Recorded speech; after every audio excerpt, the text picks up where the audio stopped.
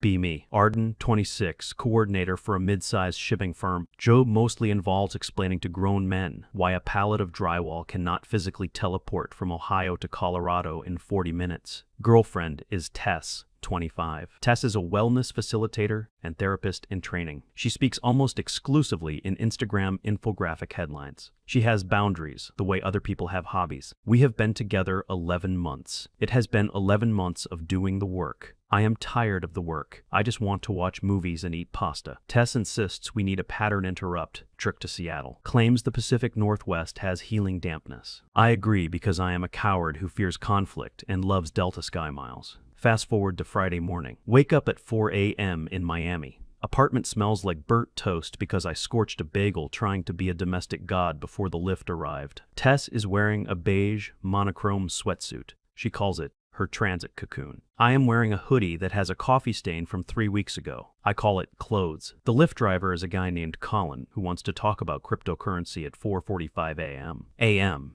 Colin tells me Dogecoin is the future of intergenerational wealth. I tell Colin I just want to make it to gate D12 without weeping. Tess tells Colin he is manifesting scarcity by worrying about fiat currency. Colin gives us 1 star verbally. We survive the flight. Land in Seattle. It is gray and wet. Tess breathes in the mist like she is inhaling the soul of a Norwegian fisherman. Can you feel the humidity realigning our pores? She asks. I feel like a wet napkin, I say. Take an Uber to the Thompson Hotel. Fancy place. Lots of glass and polished concrete. Check-in lady is named Mari. Maurice types on her keyboard for 12 minutes without blinking. I can't find your reservation, Maurice says. Tess smiles benevolently. It's okay. The universe creates delays to teach us patience. I pull up the confirmation email on my phone. The universe sent me a confirmation number. Morris. Morris finds it. We are on the 11th floor. Room overlooks the water. Cranes everywhere. I say it looks like Transformers in a union dispute. Tess laughs. It is a nice moment. The last nice moment of my life. Unpack the bags. I put my toiletries on the counter. Old Spice deodorant, toothbrush, floss picks. Tess arranges her serums by height order. She has a grounding rock she travels with. It is literally a rock she found in a parking lot in Tampa. She puts the rock on the nightstand. Now the space is claimed, she says. Around noon, she says she needs a solo integration walk. I need to calibrate my internal compass to the latitude, she says. I assume this means she wants to buy overpriced coffee without me judging the price. Go for it, I say. I'll stay here and figure out dinner. She leaves. I lay on the bed and doom scroll. Look up restaurants. Seattle has too many options. Paralysis by analysis sets in. 20 minutes pass. 30 minutes. Send a text, you good? No reply. 40 minutes. Maybe she got abducted by a grunge band. Decide to go down to the lobby and look for her. Put on my shoes, grab my keycard. Walk into the hallway. Press the elevator button. Wait. Elevator ding is the loudest sound in the world. Doors slide open. Metal jaws of fate. Inside the elevator is my girlfriend. She is tangled up with a man. Not just hugging. Full-on face eating. Music video making out. Hands and hair. The works. I freeze. Brain cannot compute. The man turns around. Blue eyes. Sharp jawline.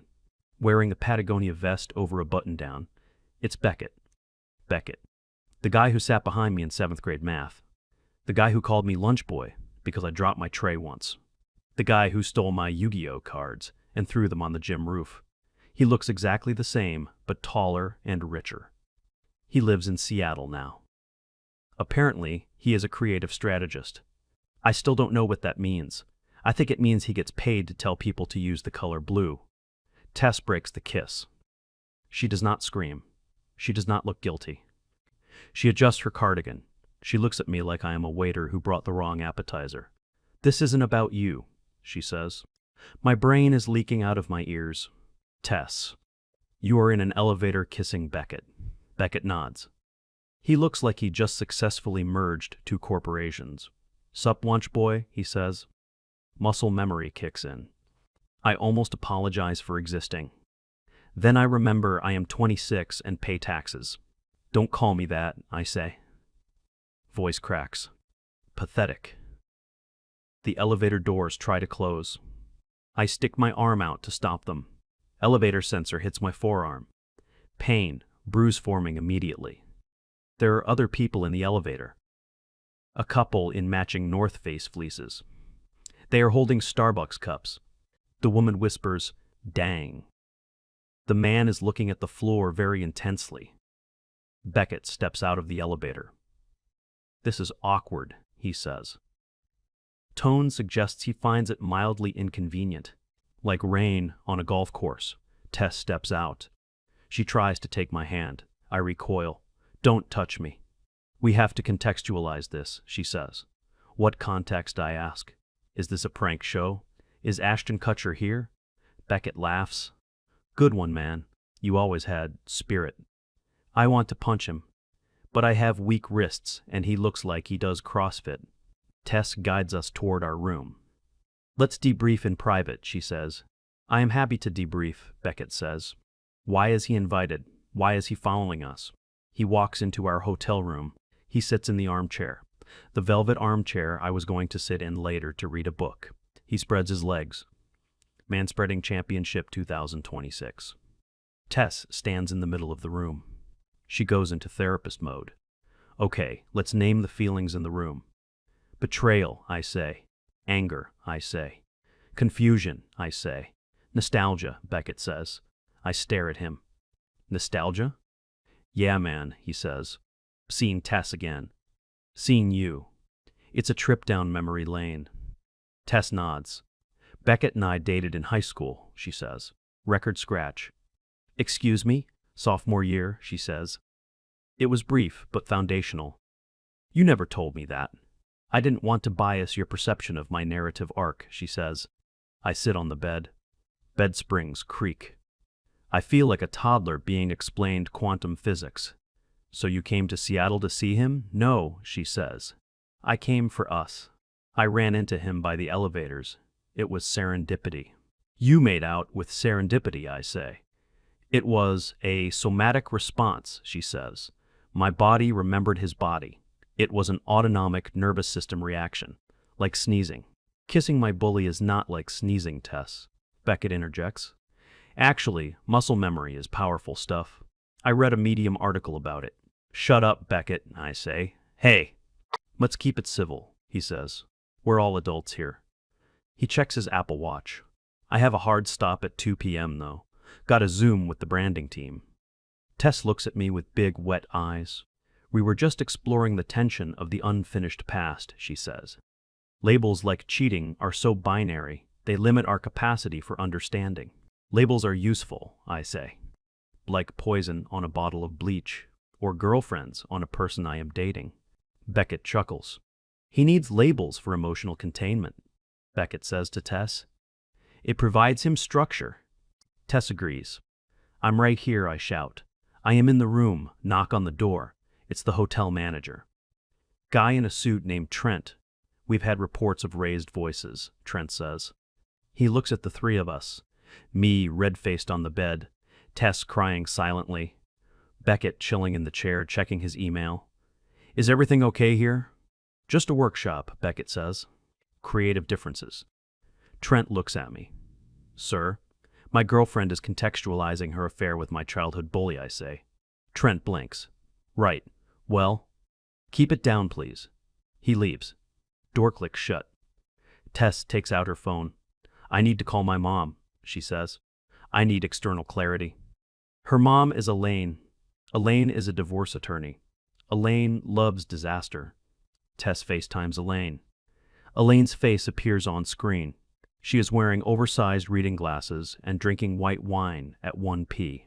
"Mom, I had a lapse," Tess says. "Is it the boy with the jawline?" Elaine asks. Apparently, Elaine knows about Beckett. Apparently, everyone knows about Beckett except me. "Yes," Tess says. "And Arden is having a reactive episode." "Put him on," Elaine commands. Tess turns the phone to me. "Hello, Elaine," I say. "Arden, listen to me," Elaine says. "Is the kissing ongoing?" "It stopped when the elevator doors opened," I say. Then you are in a triangle, sweetie, she says. Triangles are geometry, Elaine. This is infidelity. Beckett leans in. Triangles can be stable structures, he says. Who is that? Elaine asks. That's Beckett, Tess says. Oh, hello, Beckett, Elaine says. Her voice drops an octave.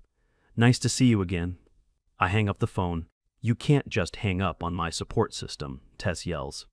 Your support system is hitting on your affair partner, I say. I stand up. I'm going for a walk.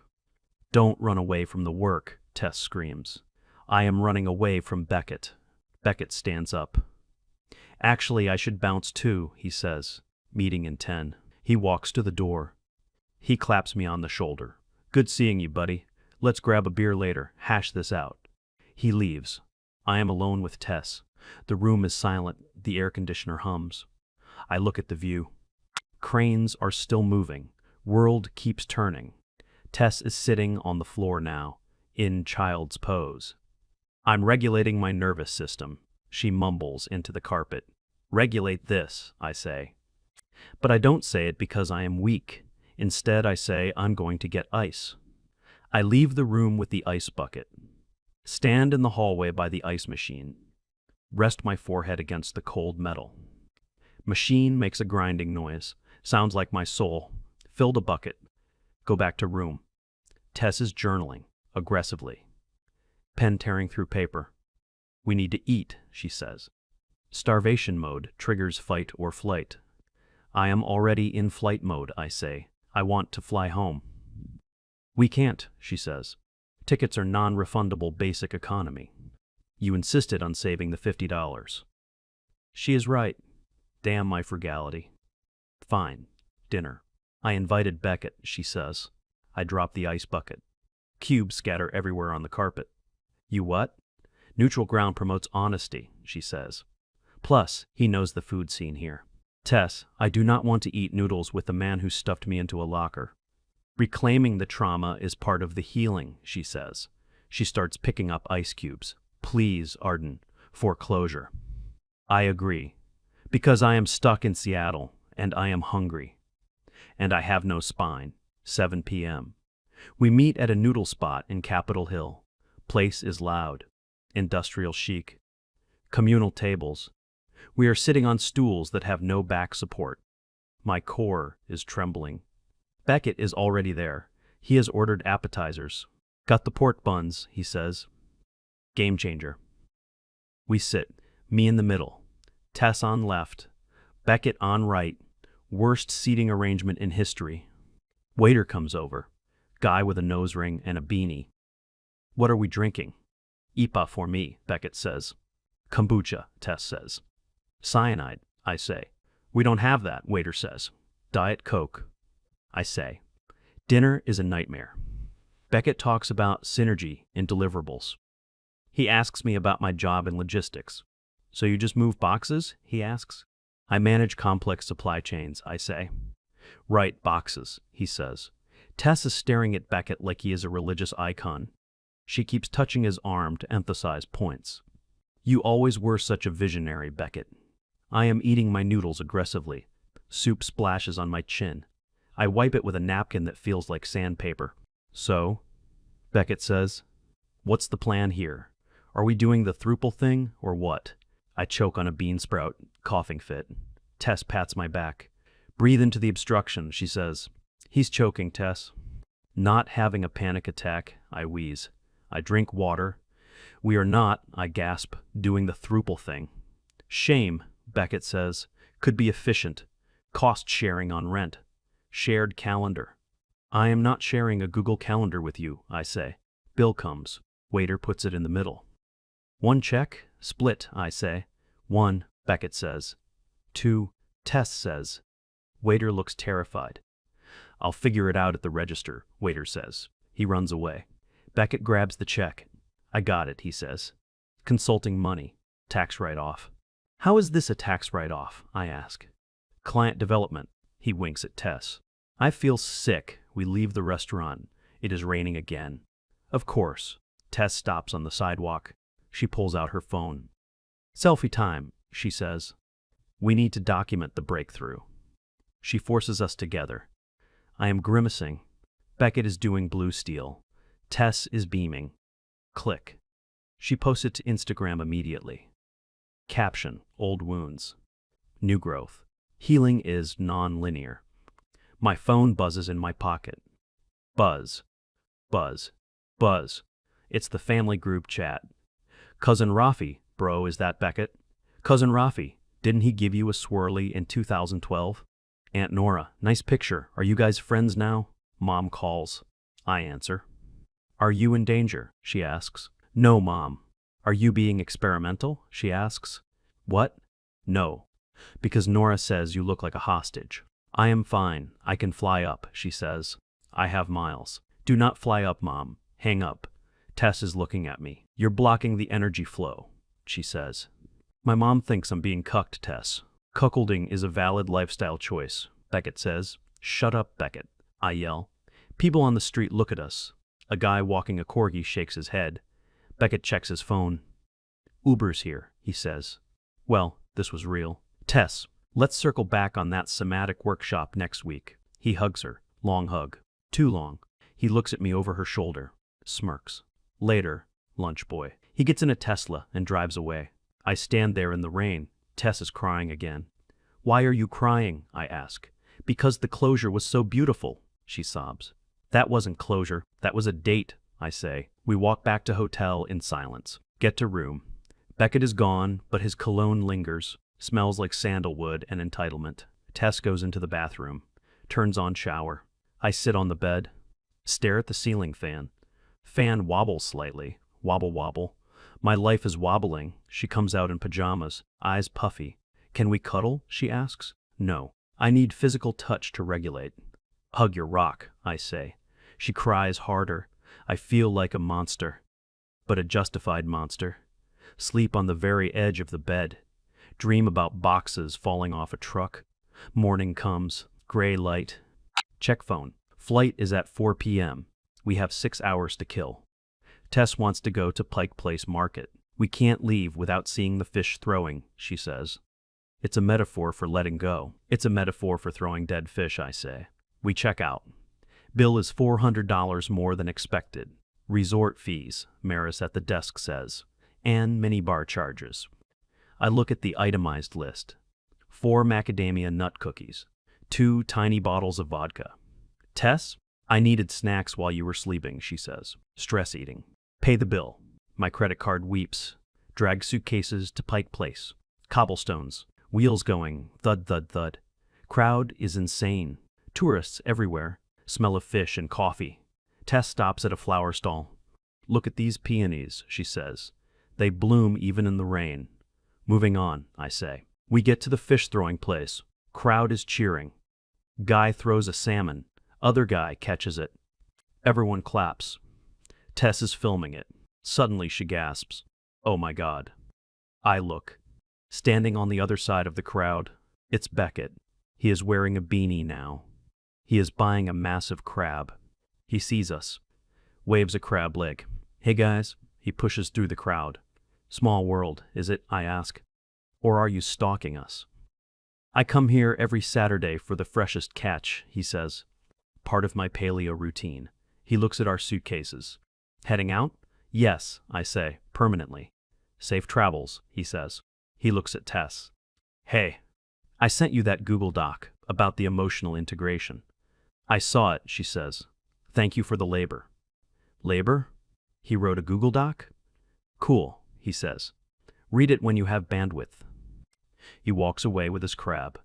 I look at Tess. What Google Doc? He had some thoughts on our dynamic, she says. He mapped it out. He mapped out our relationship? He has a background in strategy, Arden. I am done. I am so done. Let's go to the airport, I say. Now. We get an Uber. Traffic is gridlock. Driver is listening to a podcast about serial killers. Very soothing. Arrive at SeaTac. Chaos. Security line wraps around the building. Tess realizes she left her water bottle in the Uber. Has a meltdown. That was my emotional support Hydro Flask. It was a $12 bottle, Tess. It had stickers from all my workshops. We get in line. Move 3 inches every 10 minutes. TSA agent yells, "Laptops out, shoes off." I am sweating. Anxiety sweat. Smells like vinegar. Get to the scanner. Go through body scanner. Machine beeps. Agent stops me. "Step aside, sir." Pat down. Agent finds a receipt in my pocket. "What is this?" "Receipt for noodles," I say. "You can go." Tess goes through, bag check. They pull her bag. Agent pulls out the rock. The Tampa parking lot rock. "Ma'am, is this a weapon?" "It's a grounding tool," Tess says. "It holds my energy." "It's a blunt object," Agent says. "You can't take this." Tess starts arguing. "You are confiscating my stability." Line behind us is groaning. Guy in a suit says, "Jesus Christ, lady, it's a rock." Agent throws the rock in the trash bin. Tess looks like she watched a puppy die. We walk to the gate. Silence. Board the plane. Middle and window seats. I take middle because I am a martyr. Tess takes window. She stares out at the rain. Plane pushes back. Captain comes on intercom. "Folks, we got a little mechanical issue. Indicator light on the hydraulic pump. Gonna have maintenance take a look." Groans erupt. We sit on the tarmac. 1 hour. 2 hours. Air becomes stale. Smells like recycled farts and despair. Tess opens her laptop. She starts typing. I glance over. Document title: Post-Trip Integration and Relationship Audit. She is making bullet points. Lack of curiosity from Arden, resistance to triadic energy, failure to honor the somatic truth. I close my eyes, pretend to sleep. Finally, we take off. Flight is bumpy. Turbulence shakes the plane. Tess grabs my hand. I let her. Because I am afraid of dying in a metal tube with unresolved beef. Land in Vegas for layover. Missed connection due to delay. Stuck in Vegas airport for 4 hours. Casino noises everywhere. Ding ding ding. Slot machines at the gate. Surreal hellscape. We go to the food court. Tess is crying in front of a Wetzel's Pretzels. "I just wanted us to grow," she sobs. Teenager working the pretzel stand looks uncomfortable. He hands her a sample piece. "Here," he says, "cinnamon sugar." She eats it while weeping, sugar on her face. I buy her a lemon water. "Drink this." "You're taking care of me," she says, "even though you're mad." "I'm not mad," I say. "I am exhausted. I am empty. I am a shell." "That's a breakthrough," she says. "No, it isn't." Finally, board flight to Miami. Red eye. Land at 6 a. M. Sun is rising. Humidity hits us like a wet blanket. Home. Lift to apartment. Silence. Driver plays reggaeton. Vibe is weirdly upbeat for a breakup. Get to apartment. Drag bags upstairs. Unlock door. Apartment still smells like burnt toast. Familiar. Safe. I put my keys on the counter. Clatter. Tess stands in the hallway with her suitcase. She doesn't unpack. She looks around.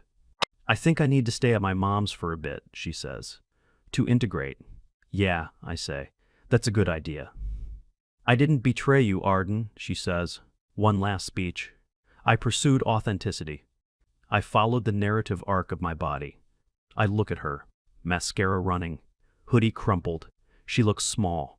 My authenticity is being with someone who doesn't kiss Beckett, I say. Simple. True. She nods. Defeated. She turns around. Drags her suitcase back out the door. Wheels rumble on the hardwood. Door clicks shut. Lock engages. Silence. I stand there. Alone. Look at the kitchen table. Seattle boarding passes are sitting there. Boarding group 3, seat 22B. Evidence of the disaster. Phone buzzes. Notification. LinkedIn. New message from Beckett. "Hey man, just wanted to say no hard feelings. Let's connect. I see some synergies in your logistics background. Maybe we can optimize some workflows." Attached is a link to his Calendly. I delete the app. Phone buzzes again. Email from Tess. Subject: closing the container. Attachment: 12-page Google Doc, PDF. I didn't open it. Walk to the kitchen. Make coffee. Burnt toast smell is fading. replaced by the smell of rain on my hoodie. And regret. Sip coffee. Burn my tongue again. Of course. Look at the boarding passes one last time. Pick them up. Trash can is right there. Hover hand over bin. Drop them. They flutter down, landing on top of a yogurt lid. It's done. I am done. Go to bedroom. Faceplant on pillow. Sleep for 14 hours. Wake up. It's Monday. Have to go to work. Have to explain to a guy why his drywall is in Nebraska. Life goes on. But first, I need to buy a new hoodie.